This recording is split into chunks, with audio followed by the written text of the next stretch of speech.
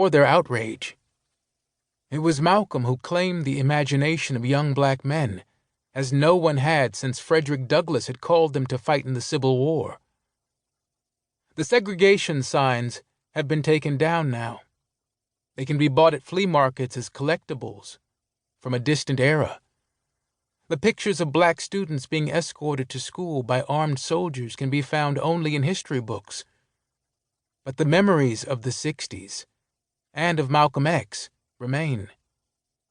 He remains because he represented and still represents something that other leaders as courageous as Malcolm, did not.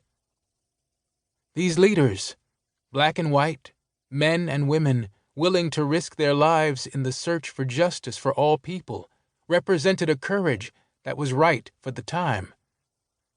But Malcolm's words speak to today's time, and to the young people of today, who in many ways are as different from the mainstream of American life in the 90s as their parents were in the 50s and 60s.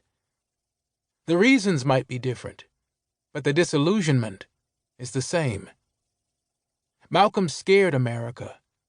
The fear he generated might well have cost him his life, but in scaring America, and bringing it face to face with the realities of our society in the 60s, he left it a better place. Introduction. A Man Called Malcolm. April 1957, New York City. Two black and white New York City police cars pulled up to the curb in front of the 28th Precinct. Curious onlookers watched as the police pulled a black man from the back of one of the cars. The man's arms were handcuffed behind him. There was blood on his head and on the front of his shirt. Two hefty police officers, one on either side, half lifted, half pulled the man into the station. On the street, some people commented to each other and then went about their business. It wasn't the first time that a black man had been hauled into the police station, or even the first time one had been brought into the station bleeding.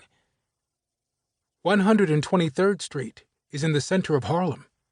The street is not particularly wide, and often the police cars in front of the precinct were parked on the sidewalk.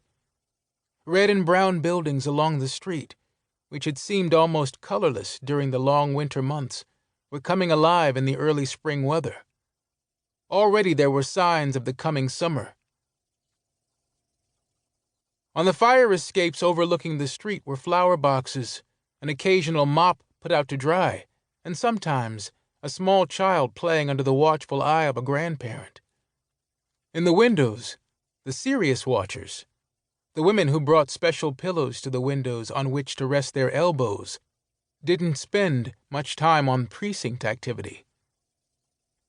There were other more cheerful things to see on the busy street. There were always the children playing spirited games of Ringo Livio and stickball, moving reluctantly from their games to allow cars to pass. Older women sat in front of their homes and exchanged the most recent gossip. Old men played bid-whist or dominoes, while young men whispered their best lines to slim-waisted girls. The street held a rich assortment of colors. The brightly colored skirts of Jamaican blacks, the white shirts of the old men, and the blue jeans of the youngest boys all served to offset the drabness of the buildings themselves. But the most vibrant colors were those of the inhabitants of the street. They ranged from the deep brown, almost pure black, of some of the boys idly bouncing a basketball, to the cinnamon-colored shopkeeper on the corner, to the cream-colored, almost white woman playing with her child. The baseball season had just started, and there was talk about the retirement of Jackie Robinson. Jackie had been a Harlem hero from his entrance into professional baseball in 1947, until he had decided to hang up his spikes. Some old-timers were talking about the ball players from the old Negro leagues. Cool Papa Bell, Josh Gibson, and Buck Leonard. Younger men were talking about Willie Mays. Suddenly there was a stirring on the street. Something was happening. There is an unspoken language in Harlem, a way that the people walk and look at one another.